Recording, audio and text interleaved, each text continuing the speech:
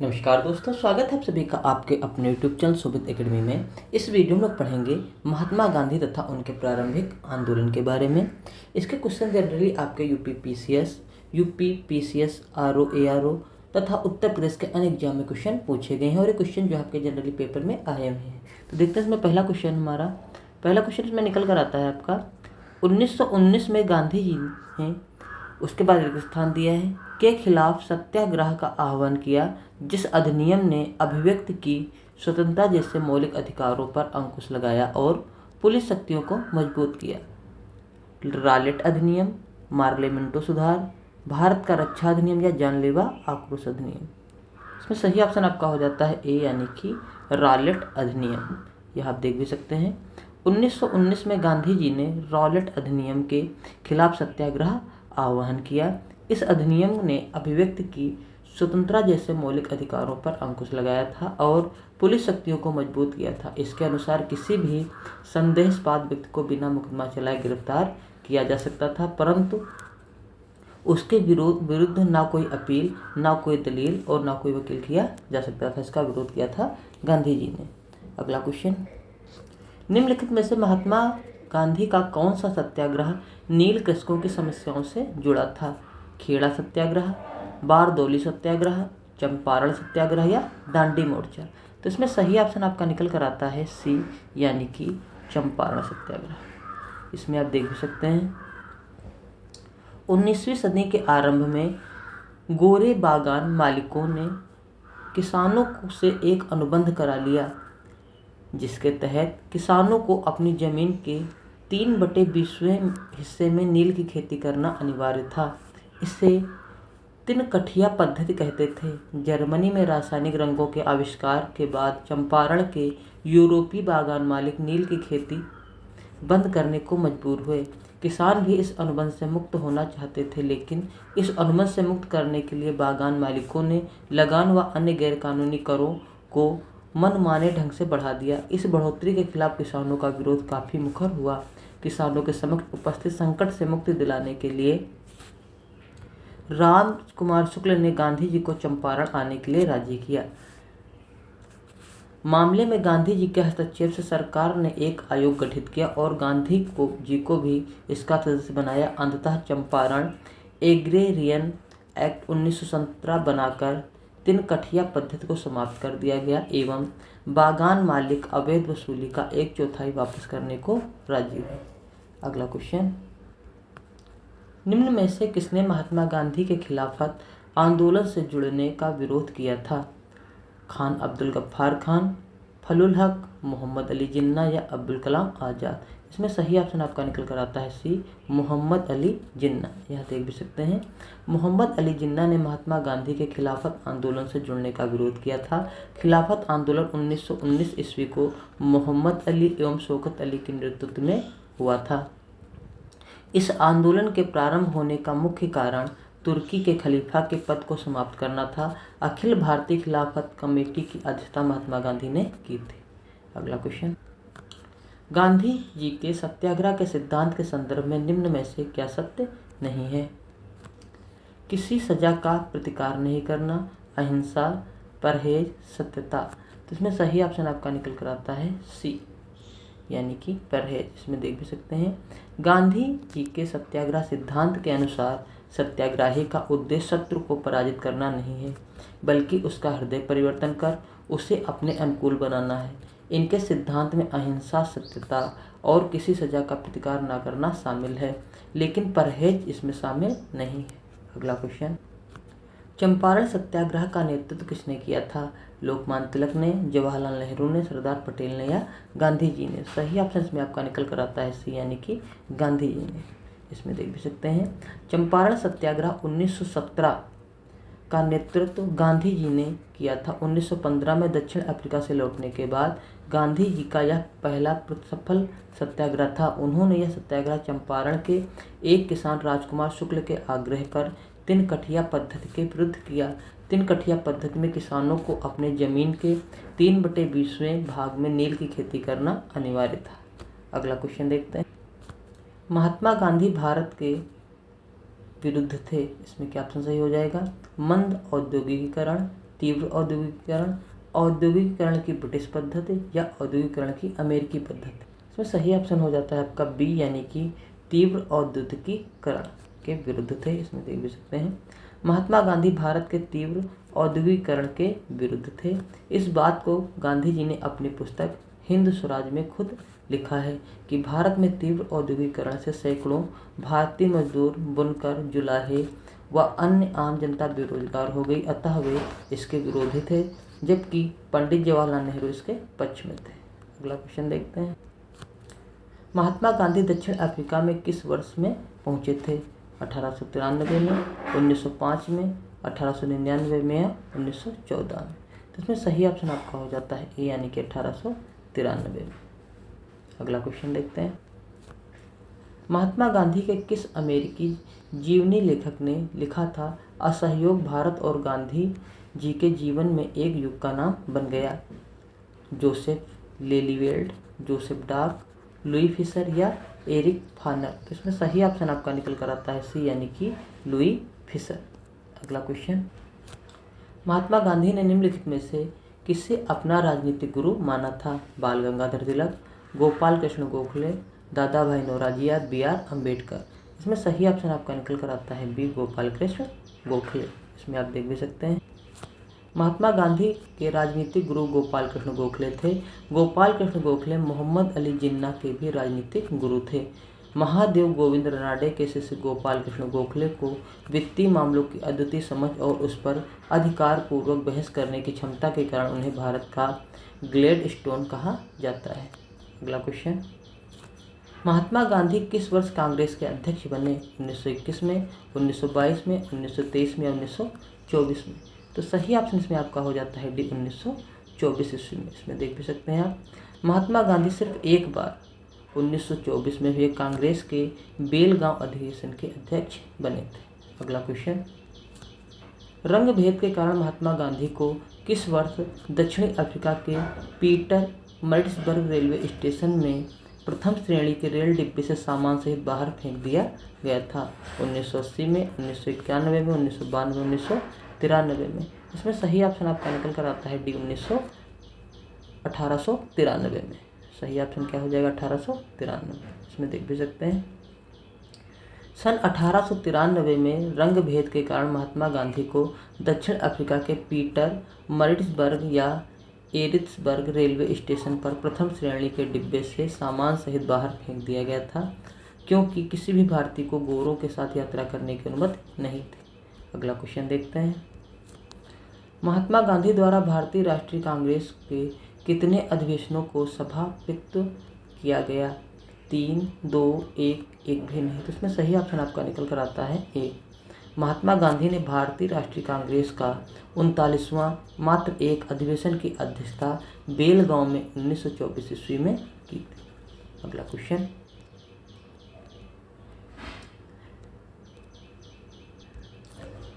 निम्नलिखित में से कौन सा गांधीवादी दर्शन का हिस्सा नहीं है? अहिंसा, ब्रह्मचर्य, सत्याग्रह या व्यवसाय? तो इसमें सही ऑप्शन आपका आ जाता है सी, व्यवसाय। गांधीवादी दर्शन में महात्मा गांधी ने अहिंसा, ब्रह्मचर्य, सत्याग्रह के बारे में विस्तृत व्याख्या की है, जबकि व्यवसाय के बारे में गांधीवादी दर्शन का कहीं उल्लेख नहीं है। गांधी जी आत्मनिर्भर ग्राम समाज की कल्पना पर जोर देते थे तथा व्यवसाय के जरिए मुनाफाखोरी की निंदा करते थे। अगला क्वेश्चन। 1917 का उसका रिक्त स्थान है। सत्याग्रह महात्मा गांधी का पहला सत्याग्रह था और भारतीय स्वतंत्रता आंदोलन में एक बड़ा विद्रोह था। इसमें सही ऑप्शन आपका हो जाता है डी, यानी कि चंपारण सत्याग्रह महात्मा गांधी का पहला सत्याग्रह था। इसमें देख भी सकते हैं आप। चंपारण सत्याग्रह 1917 में महात्मा गांधी का पहला सत्याग्रह था और भारतीय स्वतंत्रता आंदोलन में एक बड़ा विद्रोह था।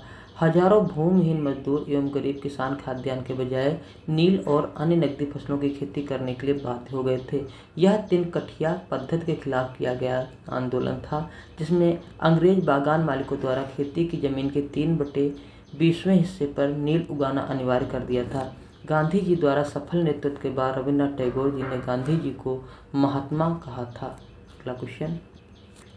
महात्मा गांधी ने सत्याग्रह सभा की स्थापना किस वर्ष में की थी? दिसंबर 1920 में, मार्च 1918 में, फरवरी 1919 में, अप्रैल 1921 में। सही ऑप्शन आपका हो जाता है सी, यानी कि फरवरी 1919 में। इसमें देख भी सकते हैं। महात्मा गांधी ने रॉलेट एक्ट का विरोध करने के लिए फरवरी 1919 में सत्याग्रह सभा की स्थापना की। इसके सदस्य इस कानून की अवज्ञा कर जेल जाते थे। गांधी जी ने रॉलेट एक्ट का पुरजोर विरोध किया तथा ब्रिटिश सरकार को शैतानी लोग की संज्ञा दी। अगला क्वेश्चन, महात्मा गांधी ने, फिर एक स्थान है, अर्थव्यवस्था की वकालत की स्थानीय, केंद्रीकृत, विकेंद्रीकृत या ग्लोबल। तो इसमें सही ऑप्शन आपका सही हो जाता है सी, यानी कि विकेंद्रीकृत अर्थव्यवस्था की वकालत की। इसमें आप देख भी सकते हैं। महात्मा गांधी ने विकेंद्रीकृत अर्थव्यवस्था की वकालत की तथा कुटीर उद्योग पर जोर दिया। इनके अनुसार उद्योग व संपत्तियों पर केवल चंद लोगों का नियंत्रण नहीं होना चाहिए।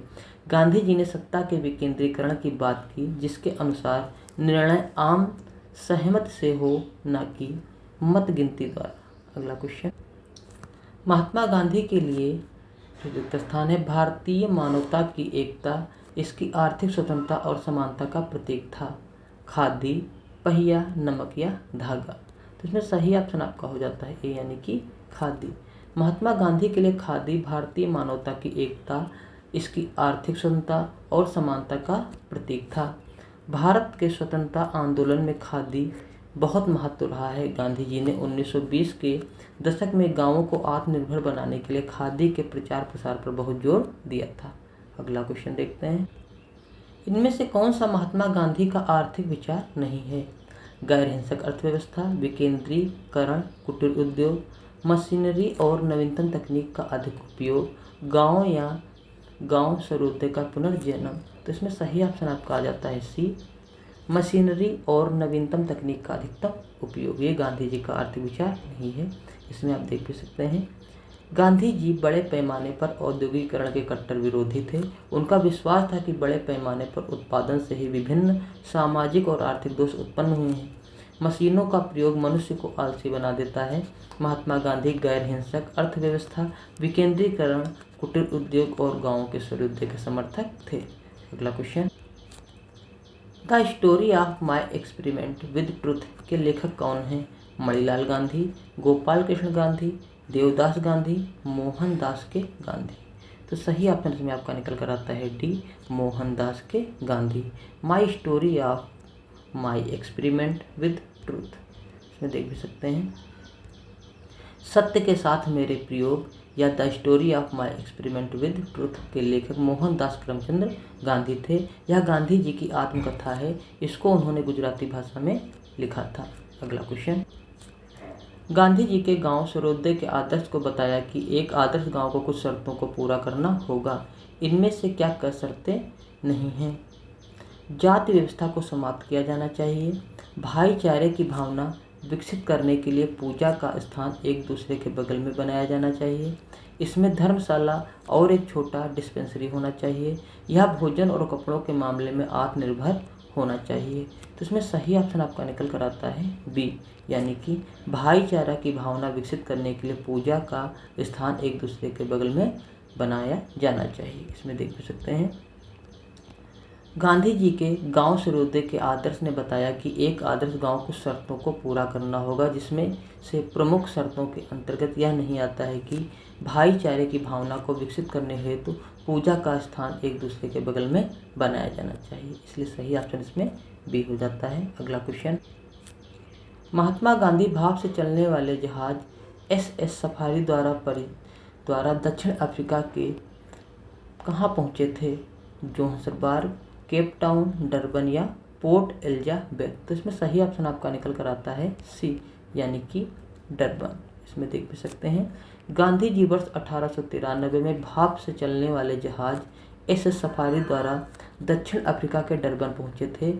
वह दक्षिण अफ्रीकी भारतीय समुदाय के नेता बने। दक्षिण अफ्रीका में अहिंसक आंदोलन में उनकी भागीदारी रही। अगला क्वेश्चन, महात्मा गांधी जी ने जून 1904 में डरबन से बाहर बस्ती नामक एक सामुदायिक क्रियाशील मठ की स्थापना की। उसका नाम क्या था? रस्किन, नटाल, प्रिटोरिया या फिनिक्स। तो इसमें सही ऑप्शन आपका निकल कर आता है डी यानी कि फिनिक्स बस्ती नामक एक सामुदायिक क्रियाशील मठ की स्थापना की। इसमें देख भी सकते हैं 1904 में महात्मा गांधी जी द्वारा फिनिक्स बस्ती नामक एक सामुदायिक क्रियाशील मठ की स्थापना की। यह दक्षिण अफ्रीका के डरबन शहर में अवस्थित था, जो 1912 में फिनिक्स ट्रस्ट में परिवर्तित हो गया। अगला क्वेश्चन, 1917 में चंपारण सत्याग्रह किस राज्य में प्रारंभ किया गया था? पंजाब में, उत्तर प्रदेश में, हरियाणा में या सी ऑप्शन आ जाता है बिहार में। तो बिहार में ही चंपारण सत्याग्रह प्रारंभ किया गया था 1917 ईस्वी में। इसमें देख भी सकते हैं 1917 में चंपारण सत्याग्रह बिहार के चंपारण जिले में अंग्रेज बागान मालिकों के विरुद्ध किया गया था। चंपारण के किसानों से अंग्रेज बागान मालिकों ने एक करार कर रखा था, जिसके अंतर्गत किसानों को अपनी कृषि भूमि के 3/20 भाग पर नील की खेती करनी पड़ती थी। इसी पद्धति को तिनकठिया पद्धति के नाम से जाना जाता था। अगला क्वेश्चन, गांधी जी का नाम नमक सत्याग्रह आंदोलन दांडी मार्चा कब प्रारंभ हुआ? गांधी जी का नमक सत्याग्रह आंदोलन दांडी मार्च कब शुरू हुआ? तो इसमें सही ऑप्शन आप देख सकते हैं बी हो जाता है 12 मार्च 1930 को। ठीक है, 12 मार्च 1930 को गांधी जी ने सत्याग्रह दांडी यात्रा अपने साबरमती आश्रम से शुरू की थी। 78 अनुयायियों के साथ दांडी मार्च यात्रा शुरू की गई। यह अंग्रेजों द्वारा लाए गए नमक कानून के विरोध में प्रारंभ किया गया था। 6 अप्रैल 1930 को 325 किलोमीटर चलकर दंडी में नमक बनाकर नमक कानून तोड़ा एवं सविनय अयोग्य आंदोलन की शुरुआत की। अगला क्वेश्चन, महात्मा गांधी को राष्ट्रपिता के नाम से सर्वप्रथम किसने संबोधित किया था? सरदार पटेल ने, जवाहरलाल नेहरू ने, सुभाष चंद्र बोस ने, बाल गंगाधर तिलक ने। तो इसमें सही ऑप्शन आपका निकल कर आ जाता है सी, सुभाष चंद्र बोस ने। इसमें आप देख भी सकते हैं जुलाई 1994 में सुभाष चंद्र बोस ने रंगून रेडियो स्टेशन से गांधी जी को राष्ट्रपिता कहते हुए उनके नाम जारी एक प्रसारण में निर्णायक जीत के लिए शुभकामनाएं मांगी थी। इस प्रकार जो आपके क्वेश्चन थे गांधी जी एवं उनके प्रारंभिक आंदोलन कंप्लीट हो जाते हैं। आई होप आप लोग को सारे क्वेश्चन समझ में आ गए होंगे। अगर किसी भी क्वेश्चन में कोई प्रॉब्लम रह जाती है तो आप हमें कमेंट कर बता सकते हैं। वीडियो अच्छा लगा हो तो वीडियो को ज़्यादा से ज़्यादा शेयर कर दीजिए। चैनल पर पहली बार है चैनल को सब्सक्राइब कर दीजिए, साथ में बेल आइकन प्रेस कर दीजिए। वीडियो देखने के लिए बहुत बहुत धन्यवाद। Thank you very much.